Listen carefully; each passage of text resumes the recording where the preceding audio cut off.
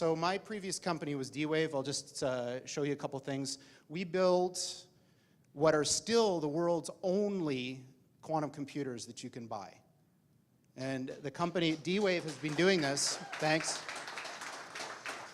I didn't really have much to do with it, but you know, so this is one of them. This is one of the processors. And a lot of interesting things happened to me over the years there. I got sent pajamas, a whole bunch of stuff. You know, there's lots of interesting things that happen when you build something like a quantum computer. But just as an aside, because I thought it was funny, one of the interesting things that's happened from the D-Wave story is there's this gigantic conspiracy that's arisen on the internet that goes like this. So D-Wave builds quantum computers. The way that they work, if you know how this works, is one of the interpretations is that you tap into these parallel universes and they do computations. Sounds really weird. But what's happened is this idea has been hijacked to describe something called the Mandela Effect, which is this thing where the past changes. So think about something you know to be true from the past. And then imagine you went out on the internet and you can't find it at all. It's not there. It doesn't match with your experience. So these people think that D-Wave is responsible, and CERN. And of course, the quantum key to the abyss factors into it somehow. I'm not exactly sure how. Okay, so that's just D-Wave. I did that for about 15 years. It was a lot of fun. A big science project that we turned into a commercial entity. That was a warm-up for Kindred. So Kindred is much, much, much more ambitious than D-Wave. And what Kindred is trying to do is build real AI. So what you've heard about AI is not what we mean by AI. What we mean by AI is a software system that can do literally anything that a human can do. Literally anything. And obviously, computers are better at things than people in lots of different ways. So now imagine, not only can they do everything that a human can do, but they can do everything that the best human at any task could do better than them. Now. Mm-hmm. What do you say? It fluctuates and changes every single moment. Can you explain a little bit about that? Why it changes so much? As she knows, the light team doesn't just go in and attack and change and do things against a free will plan or society or group. And so they're always on the defensive, always reacting. We're always reacting. And so how can you know what's going to happen if you're always reacting? Mm-hmm. You can only create and do, and that was part of the deal. How bad would they be? How bad would the children be? How ridiculous and horrible would they drag this out knowing that it's going to end? And so the more that they do against the light beings, the more the light beings can do in equality to move forward. And they were really laying low after 2012, trying to drag things out and do things in secret and not really attack, but still stealthily doing things. So nobody was really moving anywhere. Nobody was really doing a lot to... They were doing timeline incursions, and we were trying to send people back from the future to change little parts to make up for it every time they did something. Can you tell me a little bit more about this, how you send people back? Who are these?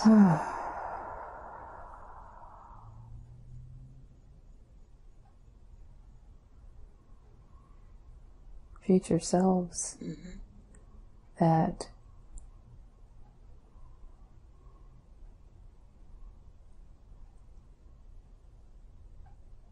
walk in to their own selves.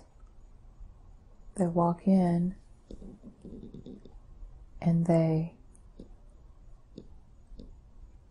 How do they do that? they use their consciousness. Mm-hmm. And they travel and they walk in and they try to affect the way that they reacted or did something or didn't do something. Mm-hmm. In order, it's a game back and forth. The dark do something, the light go back. It all has to stop. It all's got to stop. I've been doing this for thousands and thousands and thousands of years. And they caused this game. This game caused so many. We did the timeline incursions, the light, because we were doing things, going back, trying to change things, and they were using technology, and we used our minds and our consciousness, and we jump into ourselves and do something different, and it just messed everything up. Nobody knew what they were doing. Nobody knew the impact that they were having on all of it. In what year was this happening? Well, it's all happening in the future. I see. And then they're going back to try to change the outcome of the future, but that's messing everything up too. Could this be causing some of that Mandela effect? Yeah, it's all. Every time they change something, it changes everything else? Yeah, let me go into this and find out why, what's going to stop. Okay, so let me go into this.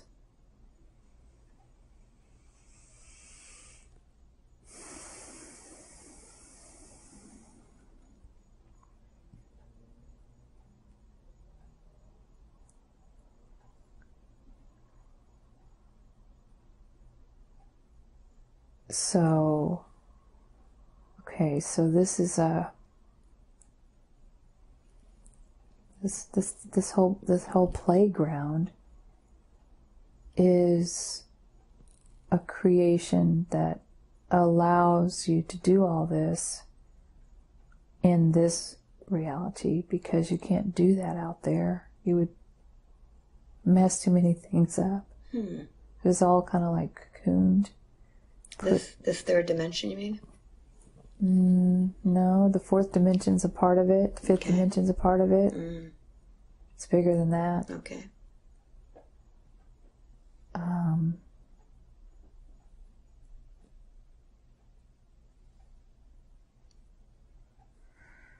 Yeah, it's bigger than that. It's like a universe that.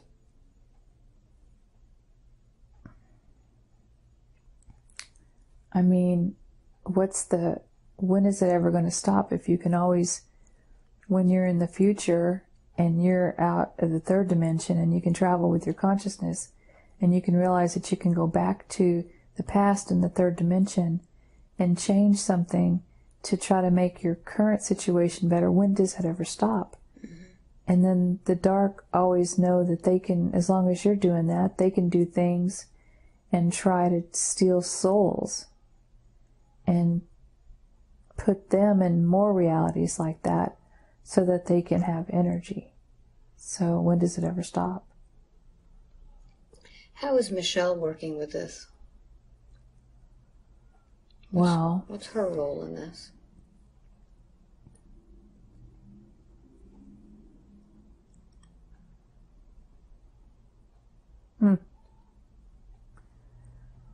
So, okay, so it's just even on I can't even describe it. It's like,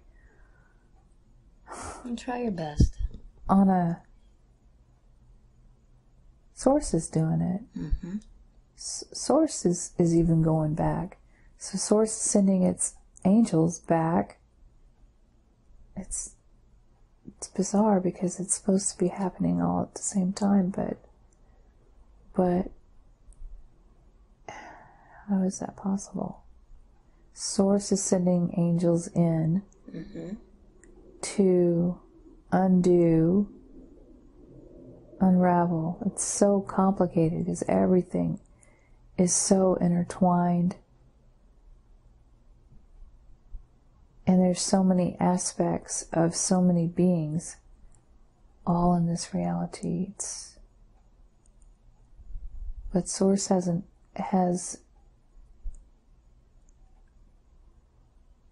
plan to get things at least under control, because it's very obvious things are out of control, no doubt. But it's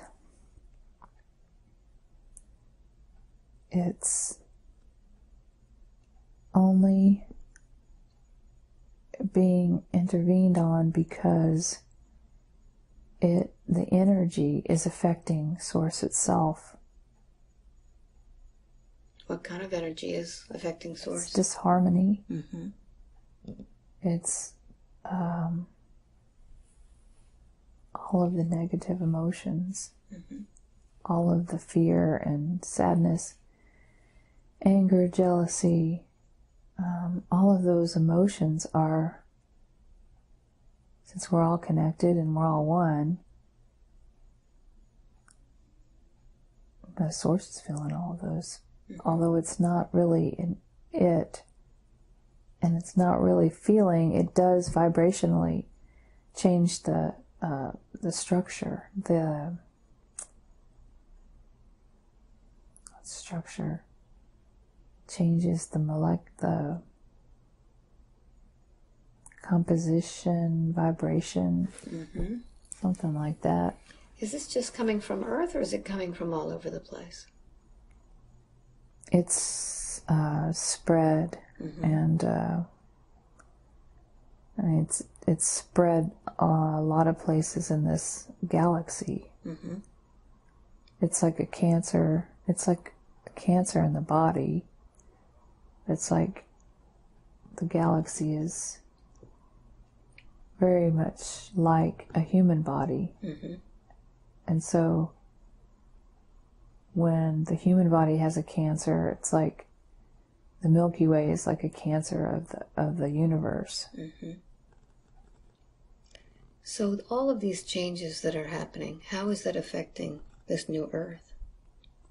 This shift to the new Earth?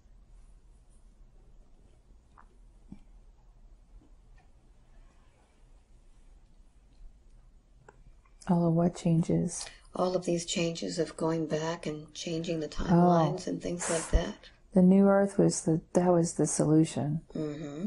That was the solution. It's like, okay, well, it's no different than Summerland. Mm-hmm. It's a transitional place and way to heal and get out of the continuous recycling of souls, of pieces of souls, not even just souls, pieces of their souls that have been split up and sent back in.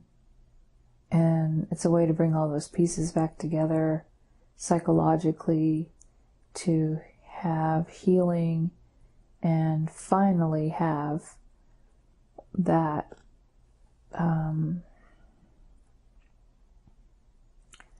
the joy again, because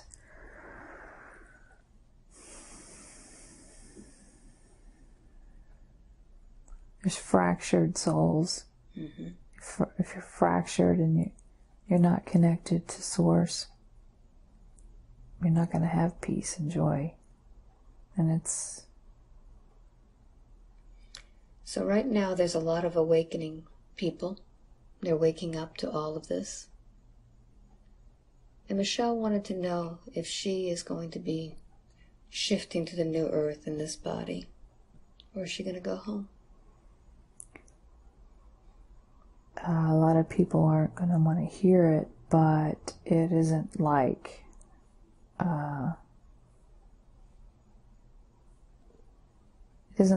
you take your body. It's more like death. Mm-hmm. But where you're going, you can reformulate a body any way you want. Mm-hmm. So there must be a little bit of miscommunication to think that you're going to take the body with you. Mm-hmm. So you will have to go through a sort of death, or a death, in order to shift that. To release. You have to release it. You have to release the third dimension, third dimensional frequencies in the body. Mm-hmm. And is this happening in Michelle's lifetime? This shift to the new earth? When she leaves this body behind, will she be shifting there? Well, that's a little bit of a trick question because the lifetime is infinite. So there is really no lifetime. It's all one big, long chain of life. Can you explain that to her?